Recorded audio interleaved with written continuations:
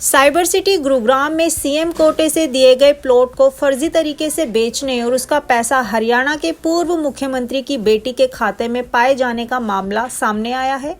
Court में इस मामले में आरोपी बनाए गए पूर्व मुख्यमंत्री भजन लाल की बेटी और दामाद के खिलाफ गिरफ्तारी वारंट जारी किया है। वहीं कोर्ट ने गुरुग्राम पुलिस को निर्देश दिया है कि दोनों को 6 नवंबर को कोर्ट में पेश किया जाए। दरअसल गुरुग्राम के पालम विहार में मुख्यमंत्री कोटे से संदीप और सुनील के नाम 2 प्लॉट अलॉट किए गए थे। इनमें से एक प्लॉट को सेना में कार्यरत डॉक्टर रामपाल सिंह तोमर ने साल 2016 में खरीद लिया था। प्लॉट खरीदने के बाद डॉक्टर रामपाल तोमर ने इस पर बैंक से लोन करवाया और अपना आशियाना बसा लिया। 2023 में पंजाब के रहने वाले धर्मवीर ने पुलिस में शिकायत दी कि जो प्लॉट डॉक्टर रामपाल ने खरीदा है वह उसके पिता सुनील के नाम पर है और उन्होंने इस प्लॉट को नहीं बेचा है। जबकि डॉक्टर रामपाल ने प्लॉट खरीदने के समय सेना और हरियाणा शहरी विकास प्राधिकरण से सभी तरह के कागज चेक करवाए थे। उसके बाद ही हरियाणा शहरी विकास प्राधिकरण ने कन्वेंस डीड की थी, जिसके आधार पर उन्होंने बैंक से लोन लिया। मामला कोर्ट में पहुंचा तो परत दर परत खुलने लगी। नहीं, ये जो मामला है ये मेरे प्लॉट से भी कंसर्न है। 2 प्लॉट्स थे और मैं आर्मी में उस समय काम करता था। मैं डॉक्टर हूँ आर्मी में और उस समय 2016 की बात है। मेरी मदर बहुत जल्दी हार्ट अटैक हुआ था, उनको एकदम सडन हार्ट अटैक था। तो हम लोगों ने उनका ट्रीटमेंट कराया। फिर उसके बाद से हम लोग एक खुली जगह देखने लगे थे कि हम यहीं सेटल होंगे। तो उस दौरान मेरे को प्रॉपर्टी डीलर्स मिले, उन्होंने मेरे को ये प्लॉट दिखाया कि ये प्लॉट सेल पे आया है। तो मैंने नेगोशिएशंस करे, नेगोशिएशंस पहले टूटे भी कि प्राइस वो लोग जो प्राइस बोल रहे थे वो मैं दे नहीं पा रहा था। फिर उसके बाद में वो दोबारा वापस आए प्रॉपर्टी डीलर के थ्रू। जब हमारी बात हुई, बात क्लियर हो गई, तो ये हुआ कि जी कन्वीनियंस डीड होगी और फिर आप खरीद लेना। मैंने कहा ठीक है। तो कन्वीनियंस डीड हुई। अब मेरे पास इतने पैसे नहीं थे, मैंने पूरा अपना life saving provident fund loan लेके उसको करा। तो प्रॉपर्टी पेपर्स हुड्डा ने चेक किए, कन्वीनियंस डीड उन्होंने चेक करी, बैंक ने पूरे जेन्युइन पेपर्स चेक किए। पूरे पेपर्स जब सारे चेक हुए उसके बाद में मैंने सारा पेमेंट करा 2016 में। फिर मैंने परमिशन मांगी, अपना घर बनाया, अपने पेरेंट्स को, जो मेरे 90 साल के पेरेंट्स हैं, उनको यहाँ शिफ्ट किया। 2023 में मेरे को स्टेट ऑफिसर से एक लेटर आई कि आपके अगेंस्ट कंप्लेंट हुई है। तब मेरे को शॉकिंग पता चला कि कोई और सुनील कुमार था और अब कोई धर्मवीर उसका बेटा जो क्लेम कर रहा है कि ये वो सुनील कुमार था, जो भी मेरे को बहुत डाउटफुल लगता है कि ये मेरा फादर का प्लॉट था जो ये फर्जी में बेच दिया गया। अब उसके बाद में हम शॉक में आ गए। हमने ईओडब्ल्यू में गए, ईओडब्ल्यू से भी हमको कॉल्स आए थे। मैं सारे पेपर्स लेके गया। तो मैं वाकई में ईओडब्ल्यू का बहुत शुक्रगुजार हूँ क्योंकि उन्होंने मेरे सारे पेपर्स चेक किए, मेरा एक एक पैसा ट्रेस किया। मैंने परमिशन मांगी आर्मी हेडक्वार्टर से एक प्रॉपर्टी लेने के लिए, ये रूल होता है। तो वो मैंने प्रॉपर्टी परमिशन मांगी और उन्होंने मेरे सारे बैंक स्टेटमेंट देखे, सारा वेरीफाई किया। उन्होंने देखा कि मैं जेन्युइन बायर हूँ और मेरे सारे मैसेजेस सब कुछ उन्होंने चेक किया और वाकई में मेरे साथ ही फ्रॉड हुआ था। अब मैं उसमें करता क्या, क्योंकि मेरे को हुड्डा ने ओके कहा, हुड्डा ने कन्वीनियंस डीड ओरिजिनल बना के दी।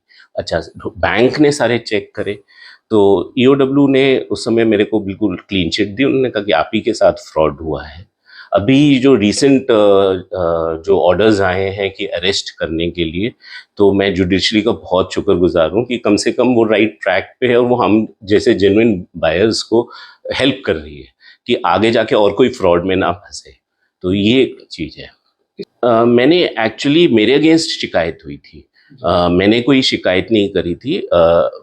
मेरे अगेंस्ट शिकायत हुई थी और जैसे मैंने आपको बोला, जो एक धर्मवीर है जो क्लेम कर रहा है कि ये सुनील जो जिसको ये प्लॉट मिला था वो मेरा फादर था। लेकिन वो इन्वेस्टिगेशन का मैंने एप्लीकेशन डाली है ईओडब्ल्यू में, चीफ मिनिस्टर विंडो में भी, कि ये भी इन्वेस्टिगेशन किया जाए। क्योंकि ईओडब्ल्यू ने फाइंड आउट किया है कि 2 साइमल्टेनियसली प्लॉट्स वो अलॉट हुए थे और दोनों प्लॉट में मनी ट्रेल, पेमेंट का, कॉरस्पॉन्डेंस का, इशू का सारा मनी ट्रेल है। सारा कॉरेस्पॉन्डेंस का है, एड्रेसेस सेम है, वो एड्रेसेस इन्वेस्टिगेट करें। ये मैंने कंप्लेंट डाली है। मेरे अगेंस्ट तो धर्मवीर ने एक फेक एफआईआर डाली है जो गलत है, वो परज्यूरी है। वो भी मैं उसको अगेंस्ट कंटेस्ट करूंगा और मेरे को जुडिशरी पे पूरा विश्वास है कि वो राइट ट्रैक पे है इस समय।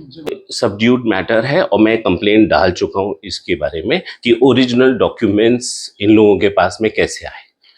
all the original documents were submitted, checked by bank. How did these original documents करो?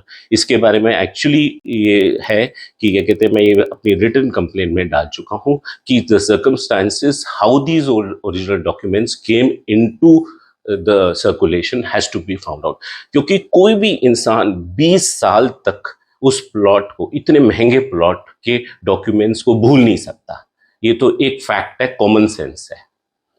वहीं मामले की कोर्ट में पैरवी कर रही एडवोकेट अंबिका यादव ने बताया कि डॉक्टर रामपाल ने जो प्लॉट खरीदा था उसमें फर्जीवाड़ा होने की बात सामने आई है। मामला सब जुडिशियल है। दरअसल जो प्लॉट बेचा गया है उसमें कीर्ताराम को सुनील कुमार दिखाकर प्लॉट बेच दिया गया। कीर्ताराम भाजपा के नेता कुलदीप बिश्नोई की बहन रोशनी देवी और जीजा अनूप के ड्राइवर के रूप में कार्यरत था। प्लॉट की सेल का जो भी पैसा आया वह रोशनी बिश्नोई के खाते में गया। इस सारे फर्जीवाड़े में 15 लोगों, कुछ प्रॉपर्टी डीलर व कुछ हुड्डा विभाग के कर्मचारी को आरोपी बनाया गया है। कोर्ट ने इस मामले में भाजपा नेता कुलदीप बिश्नोई की बहन रोशनी बिश्नोई, जीजा अनूप बिश्नोई के खिलाफ अरेस्ट वारंट जारी किया है। पुलिस को निर्देश दिया गया है कि इन दोनों को गिरफ्तार कर 6 नवंबर को कोर्ट में पेश किया जाए। नमस्कार, मैं एडवोकेट अंबिका यादव। ये जो मामला है, आपने मुझे जिसके लिए सवाल किया है, मुझे अप्रोच करा है, ये एक मामला है फ्रॉड प्लॉट्स बेचने का, एक क्रिमिनल कॉन्स्पिरेसी का। और इसके कहीं ना कहीं तार हरियाणा के राजनीतिक परिवार कुलदीप बिश्नोई जी की बहन रोशनी बिश्नोई जी, अनूप बिश्नोई जी, इनसे जाके जुड़ गए हैं, क्योंकि अदालत ने एक ऑर्डर करा है कि इनकी अरेस्ट वारंट जारी हो और जल्द से जल्द इन्हें 6 नवंबर को कोर्ट में पेश किया जाए। तो ये जो मामला है ये 2 एफआईआर से रिलेटेड है। एक है इनमें से एफआईआर नंबर 318 ऑफ 2023 और दूसरी है एफआईआर नंबर 249 ऑफ 2023। अब इन एफआईआर में जो पूरी एलिगेशंस हैं, देखिए कंटेंशंस पे मैं नहीं जाऊंगी, क्या गलत है क्या सही है इस पे मैं नहीं जाऊंगी, क्योंकि ये मैटर सब जुडिस है और जो कोर्ट फैसला करेगी as a lawyer, as a citizen, as a representative of a victim family, मैं उसे वो सराखों पर है।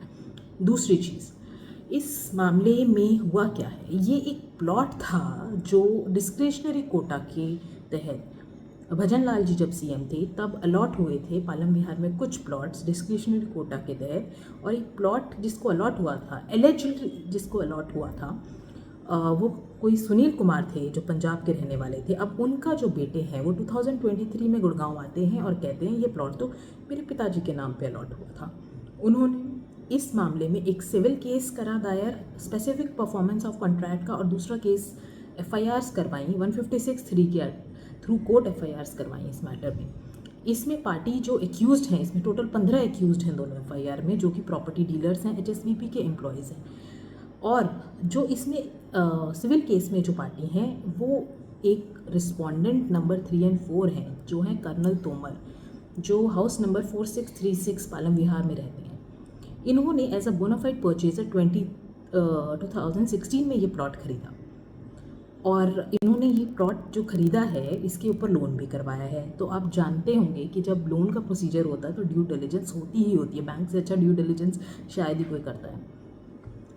और जब उन्होंने ये प्लॉट खरीदा तो एचएसवीपी के सारे कागज़ चेक करे गए, सब कुछ चेक करा गया, और सुनील कुमार, जो कि एलिगेशन है कि एक एलिज्ड कीर्ताराम ने अपने आप को सुनील कुमार दिखाकर ये प्रॉपर्टी आगे बेची।